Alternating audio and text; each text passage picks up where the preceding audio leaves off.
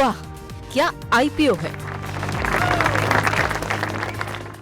हमारे दर्शक जो है सनी अरोड़ा जी कह रहे हैं कि विपुल सर की हेल्थ कुछ ठीक नहीं लग रही है, आप कहें तो कुछ भेजें पंजाब से अच्छा सा प्रोडक्ट, और बाद में लिख रहे हैं मेडिसिन।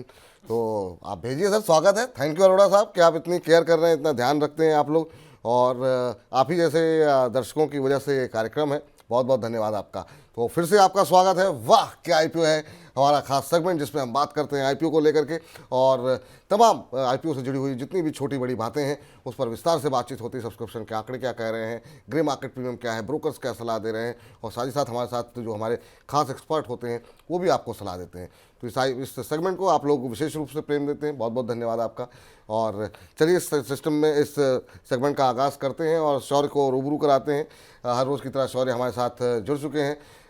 शौर्य बताइए क्या कुछ घट रहा है आईपीओ बाजार में, क्योंकि हम लोग तो फाइनेंशियल समिट में थे, फाइनेंशियल फ्रीडम समिट में, और बहुत वहाँ पर निवेशकों का जो है जमावड़ा लगा हुआ था। आप आईपीओ बाजार की कमान संभाले थे, आप और संदीप जी, बताइए अभी क्या स्थिति चल रही है। जी आज एक अच्छी खबर भी आईपीओ में और ये थोड़ी निराशाजनक भी है, तो पहले एक अच्छी खबर से स्टार्ट कर लेते हैं। अच्छी खबर है उस आईपीओ को लेकर जो कल बंद हुआ है, उसका नाम है विभोर स्टील ट्यूब्स।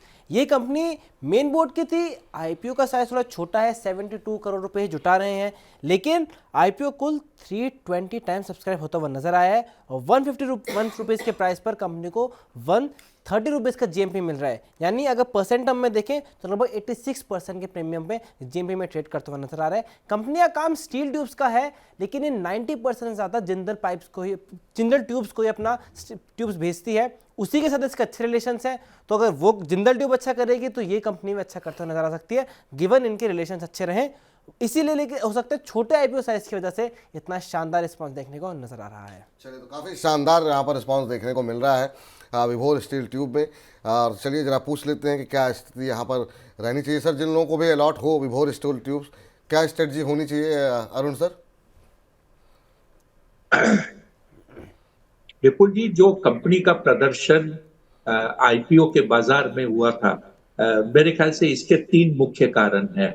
पहला है इसका जो प्राइस बैंड है 141 151, इस प्राइस बैंड के ऊपर में कंपनी की जो वैल्यूएशन है ये लगभग 11-12 टाइम ईपीएस के हिसाब से पी मल्टीपल बना, जबकि इसके जो कंपेटिटर्स हैं, चाहे वो आप गुडलक लो, चाहे आप उसको अपोलो एपीएल अपोलो लो, या और 2-3 जो कंपनियां हैं, उनकी प्राइस बैंड पी मल्टीपल 30 के ऊपर होती है, 32 से 35 के बीच में।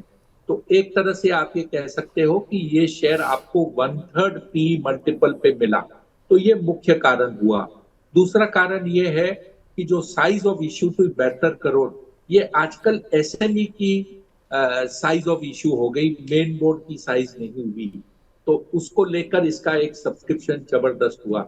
तीसरा कारण ये है कि जो मर्चेंट बैंकर है, जो वो इसके पहले जो इश्यू लेके आया था ईएमएस लिमिटेड, उसका करीब 210 रुपए के आसपास इश्यू प्राइस था, और मौजूदा स्तर भाव शेयर का जो है वो लगभग 550 रुपए है। तो आपको 2.5 गुना प्राइस या 150% का रिटर्न उस शेयर में मिला है। ये 3 फैक्टर के कारण इसके अंदर में एक शानदार रिस्पॉन्स मिला, जो कुछ हद तक ये कहा जा सकता है कि एक नया रिकॉर्ड एचएनआई सब्सक्रिप्शन का इसके अंदर में मल्टीपल टाइम सब्सक्राइब होने का ये शेयर ने क्रिएट किया है। फिर आए फिलहाल निकल करके आती हुई, सवालों की झड़ी भी लगी हुई है, बहुत सारे लोग नाराज़ भी हो रहे हैं कि एक हमारे दर्शक हैं जावेद अख्तर साहब के रोज़ सवाल भेजते हैं, आप प्रश्न लेते हो, सर आज भेज दीजिए, मैं खुद नोट कर लूँगा, और अगर आज नहीं ले पाए तो कोशिश करिए कार्यक्रम खत्म होने से पहले आपको उत्तर दिलवा दें, नहीं तो फिर सोमवार को पक्का जो है आपके प्रश्न से आगाज़ करेंगे। नाराज़गी मत जाहिर कीजिए सर, आपका ही कार्यक्रम है, हो जाती है, इतने सारे सवाल हैं, कहीं कुछ मिस हो जाता है। चलिए इस बीच जो है अफजल सफदर अब्बास साहब कह रहे सर मैं हमेशा सवाल भेजता हूँ पर रिप्लाई नहीं आता। आएगा सर, आ जाएगा। चलिए इस बीच सॉरी बताइए, अगली कंपनी जो आईपीओ, जो आपने बुरी खबर का जिक्र किया, और वो बुरी खबर हमने भी सुबह सुबह देखी कि लिस्टिंग कैसे सुस्त होती हुई दिखाई दी है, तो बताइए क्या कुछ आंकड़े कह रहे हैं। जी, जो कंपनी है एंटेरो हेल्थ केयर सॉल्यूशन, उसका मेन बोर्ड पर आगाज एक डिस्काउंट के साथ हुआ है। एनएसई पर 1228.7 रुपीज़ पर शेयर पर कंपनी लिस्ट हुई है। इसका इशू प्राइस था 1258, यानी अपने इशू प्राइस से 2.3% के डिस्काउंट पर कंपनी लिस्ट होते हुए नजर आई है। आईपीओ कुल 1.53 टाइम सब्सक्राइब हुआ था और आईपीओ से कंपनी ने कुल 1600 करोड़ रुपए जुटाए हैं। फंडामेंटल्स में या फाइनेंशियल में देखें तो लॉस मेकिंग कंपनी है, तो हो सकता है उस कारण से अच्छा रिस्पांस नहीं मिला है। अच्छा रिस्पांस आईपीओ को सब्सक्रिप्शन के तौर पर भी नहीं मिला जी। करीब हमने देखा बड़ी मुश्किल से 1.5 गुना के आसपास तक पहुंच पाया था। और हालांकि अरिहंत कैपिटल इस पर न्यूट्रल थे, स्टॉक बॉक्स का मानना था सब्सक्राइब करें, वेंचुरा सिक्योरिटीज़ कह रही है सब्सक्राइब करें। Sir intero health care listing अच्छी नहीं हुई है, लेकिन क्या यहाँ पर सेकेंडरी मार्केट पे एंट्री ली जा सकती है? बहुत लोग ऐसी अपॉर्चुनिटी की तलाश में रहते हैं, क्योंकि उस समय जब आईपीओ आया था तो बहुत सारे लोग इसके वैल्यूएशन को लेकर थोड़े सवाल उठा रहे थे। बिल्कुल जी, अगर आपको याद हो तो जब आपने मुझे पूछा था इसके बारे में, मैंने यही कहा था कि फिलहाल बिजनेस मॉडल लोग बात समझ नहीं पाए हैं, तो सबसे बढ़िया राय यही है कि इसको स्किप करें और लिस्टिंग के बाद ये निर्णय लें कि इसमें निवेश करना चाहिए कि नहीं। लिस्ट हो चुका है, डिस्काउंट पे लिस्ट हो चुका है। जिसे लगता है कि मैं रह गया, अब करूं या नहीं करूं, 50-100 रुपए नीचे मिल रहा है, अगर अब आपको रुचि हो तो ले लीजिए। मैं वापस इसका बिजनेस मॉडल समझाना चाहता हूं। ये एक फार्मा डिस्ट्रीब्यूटर है, ये प्रोडक्ट्स खरीदता है फार्मा कंपनी से और रिटेल चेन हॉस्पिटल्स इनको ये माल सप्लाई करता है। ये धंधा हाई वॉल्यूम लो मार्जिन का धंधा है और कुछ हद तक एक जो और कंपनी 2 दिन पहले लिस्ट हुई थी आरपी टेक या राशि पेरिफेरल्स, उससे मिला जुला धंधा है। हाई वॉल्यूम लो मार्जिन जो आपके आईटी के प्रोडक्ट्स हैं, जिसके अंदर में इलेक्ट्रॉनिक्स आते हैं, उसमें भी यही धंधा है। इसमें 2 कंपनी लिस्टेड हो गए हैं अब। एक हुआ है आपका रेडिंगटन जो कई साल से लिस्टेड है, और नया अब आरपी टेक या राशि पेरिफेरल्स। ये दोनों का बिजनेस कुछ हद तक कंपैरिजन है।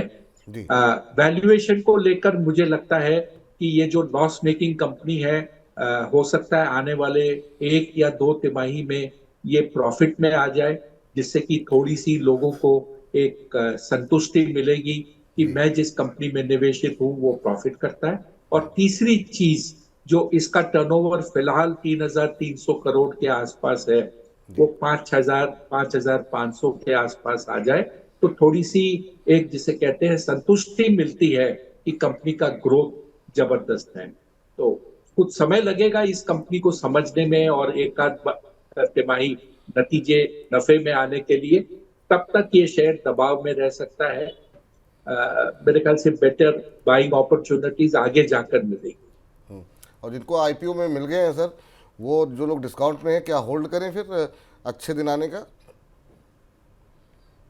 सर आज का दिन अगर प्रेशर जो है अगर कंपनी झेल लेती है तो अक्सर ये देखा गया है कि दूसरे दिन शेयर में दबाव हट जाता है। उसके बाद ये इसमें से सोचकर निकल सकते हैं, शायद थोड़ा सा बेटर प्राइस अवश्य मिले। चलिए, तो ये राय यहाँ पर निकल करके आती हुई। और इस बीच चूंकि आपने 2-3 बार राशि प्रेफरेंस का जिक्र किया है, तो हमारे दर्शक हैं मोटो जोशी जी, और कह रहे हैं कि आईपीओ पर मेरा प्रश्न है। कह रहे हैं नमस्कार विपुल जी। नमस्कार जोशी साहब। राशि प्रेफरेंस पर इनके सवाल है सर कि 250 शेयर इनके पास हैं 426 के भाव पर। और एक और सवाल इन्होंने भेजा है पार्क होटल को लेकर के, 400 शेयर ले रखे हैं 207 के भाव पर। कह रहे हैं अपनी राय इन दोनों पर दे दीजिए।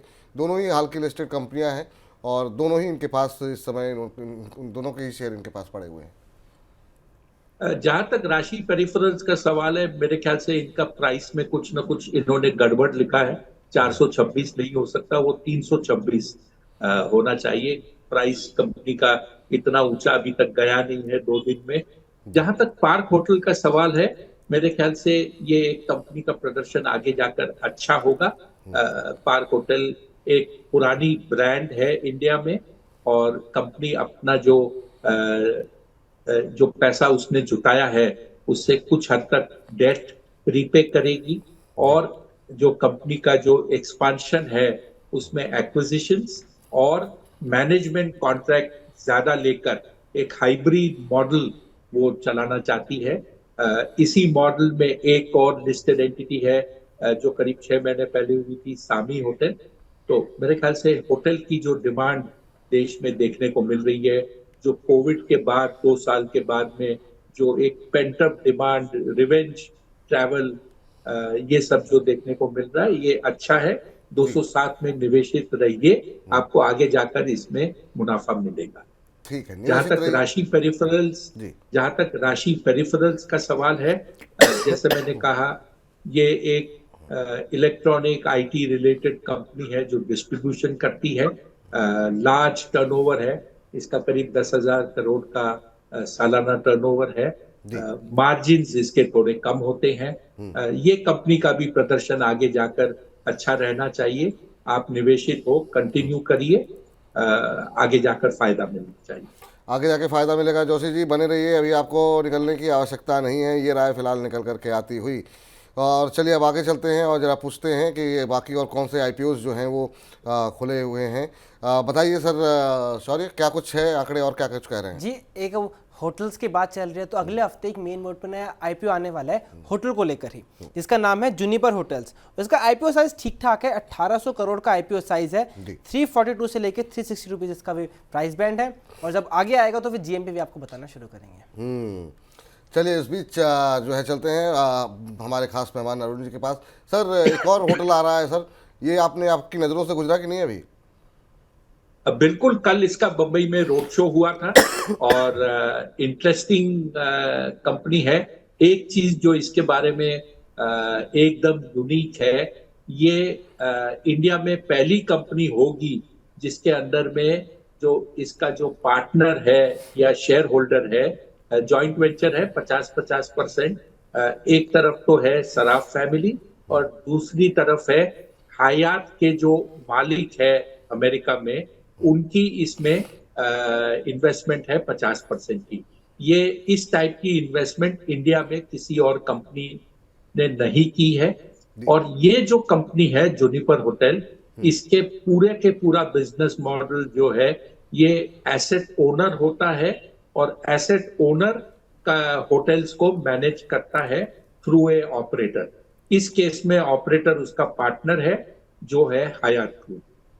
जी, चलिए इस बीच जावेद अख्तर साहब का प्रश्न आया हुआ है और उसको भी हम लेंगे। और इमरान भाटी जी का प्रश्न आया हुआ है। इमरान भाटी जी कह रहे हैं जन स्मॉल फाइनेंस बैंक के शेयर इन्होंने लिए हुए हैं, 2 लॉट कह रहे हैं मेरे पास हैं, अभी मुझे क्या करना चाहिए। और एक SJVN पर प्रश्न आया है सर, हालांकि जो पुरानी लिस्टेड कंपनी है लेकिन जावेद साहब चूँकि नाराज़ हो रहे थे तो मैंने सोचा उनको भी उत्तर दे दें। SJVN पे काफ़ी सारे सवाल चूँकि आते भी हैं, 148 के भाव पर इन्होंने लिए हुए हैं। तो पहले भाटी साहब के सर जिन्होंने आईपीओ में पैसे लगाए हुए हैं और 2 लॉट इनके पास पड़े हुए हैं, तो जाना चाह रहे हैं क्या करें? सर, जना फाइनेंस बैंक का प्रदर्शन बहुत खराब हुआ था जब परसों लिस्ट हुआ था। उसके बाद कल इसमें जो कहते हैं एक अच्छी खासी इंप्रूवमेंट देखने को मिली थी। इसका प्रदर्शन आने वाले समय में अच्छा रहेगा। हाल ही में ये दिसंबर के नतीजे देंगे, जिसमें मेरी उम्मीद ये है कि प्रदर्शन में अच्छा खासा इंप्रूवमेंट देखने को मिलेगा। कंपनी के पास में कई वर्टिकल्स हैं, उसमें से एक वर्टिकल माइक्रो फाइनेंस भी है और दूसरा जो टिपिकल बैंक्स में देखा जाता है सिक्योर्ड प्रोडक्ट्स कई सारे हैं। तो अगर आप निवेशित हो तो निवेशित रहिए। जो ये पहला नतीजा आएगा लिस्ट होने के बाद, वो अगले 12 दिन 13 दिन के अंदर में अवश्य आ जाएगा, क्योंकि एक कानूनी लेवल होती है या समय होता है जिसमें कि न्यू लिस्टेड कंपनी को भी रिजल्ट देने पड़ते हैं। तो नतीजे का इंतजार कीजिए, आपको पैसे भी उसके बाद अवश्य बनेंगे। SJVN की बात करें, एक अच्छी खासी गिरावट देखने को मिली है। शेयर उसके बाद खुद संभलने की चेष्टा कर रहा है। एक गैप डाउन ओपनिंग थी जब शेयर गिरा। मेरे ख्याल से अच्छी खासी रैली के बाद में ये एक करेक्शन है। शेयर को कुछ समय लगेगा ये झटके के बाद रिकवर करने में। अगर आप ऑलरेडी निवेशित हो तो निवेशित रहिए। अगर आप एंट्री खोज रहे हो तो कुछ समय दीजिए ये शेयर को कंसोलिडेट करने के लिए निवेश करने से पहले। ठीक, तो उम्मीद है उत्तर मिल गया होगा अख्तर साहब और आपकी नाराज़गी दूर हो गई होगी। चलिए सेठ मिश्रा जी का प्रश्न ले लेते हैं। कह रहे हैं सर नोवा एग्रीटेक IPO में नहीं मिला है मुझे, अभी क्या एंट्री कर सकते हैं और किस प्राइस पे मुझे खरीदना चाहिए। ये भी एक आईपीओ में आजकल लोगों को शिकायत रहती है कि पैसे लगाते हैं, किसी आईपीओ में मिलता नहीं है। अब नोवा एग्रीटेक इनको मिला नहीं, लेकिन अब ये खरीदना चाह रहे हैं। आज 2.25% के आसपास की गिरावट देखने को मिल रही है। क्या इस गिरावट में कोई खरीदारी के मौके की तलाश करनी चाहिए सर? सर ये शेयर भी एक जिसे कहते हैं स्मॉल साइज आईपीओ था, मेन बोर्ड पे प्रदर्शन सब्सक्रिप्शन के तहत बहुत ही शानदार रहा था। मल्टीपल टाइम सब्सक्राइब हुआ था, ग्रे मार्केट प्रीमियम भी काफी रहा था। और अगर मेरी याददाश्त सही है तो 39 से लेकर 41 रुपए का प्राइस बैंड था और कुछ 66-67 के आसपास शेयर लिस्ट हुआ था। सर एग्रीकल्चरल जिसे कहते हैं, ये फार्मिंग प्रोडक्ट्स बनाता है, जो आपके सप्लीमेंट, फूड सप्लीमेंट ये होता है, फर्टिलाइजर होता है, ये जो प्रोडक्ट्स होते हैं ये बनाती है। पेस्टिसाइड्स, हर्बिसाइड्स, ये सब इसमें सीजनैलिटी भी होती है। और ये जब फसल जब बोने का टाइम होता है उसके बाद इसके प्रोडक्ट्स यूज होते हैं। और जब फसल कटने वाली होती है उस समय हर्बिसाइड और पेस्टिसाइड का यूज होता है, जिससे कि क्रॉप डैमेज नहीं हो। मेरे ख्याल से आपको बेटर अपॉर्चुनिटी शेयर में थोड़ा मिल सकता है, क्योंकि फिलहाल कोई ऐसी कोई इवेंट नहीं है जिससे कि शेयर में पॉजिटिव ट्रिगर आए। नतीजे में कुछ समय बाकी है, नतीजे आने दीजिए, उसके बाद निवेश करने का निर्णय लीजिए। ठीक। आईपीओ पे मैंने कहा था कि यार आपके कुछ प्रश्न हो तो भेजें, लेकिन बाढ़ लगी हुई है एनएचपीसी की। तो सर अब चूंकि कार्यक्रम को समाप्त करने का भी समय हो गया है, तो उन सभी दर्शकों से निवेदन है जिन्होंने एनएचपीसी पे प्रश्न पूछा है कि सिर्फ आप लोगों की वजह से ही आईपीओ सेगमेंट में हम एनएचपीसी डिस्कस कर रहे हैं, ताकि आप किसी तरीके से नाराज़ ना हो। तो आप लोग अपनी नाराज़गी, ठीक है, लोग अपनों से ही शिकायत करते हैं, लेकिन हमारी भी मजबूरी रहती है समय की कमी की। सर एनएचपीसी पे आपकी टिप्पणी जानना चाहेंगे। कुछ ने 100 पे लिए हैं, किसी ने नीचे लिए हैं, कुछ बहुत लोगों ने थोड़े से ऊपर लिए हैं। आपकी राय क्या रहेगी एनएचपीसी पे? विपुल जी, एनएचपीसी की चाल इरिडा के साथ चाल साथ साथ चली है। जैसे इरिडा में मूवमेंट आता था, एनएचपीसी में भी मूवमेंट आता था। बिल्कुल। किसी भी तरह से ये दोनों शेयर लिंक्ड नहीं है।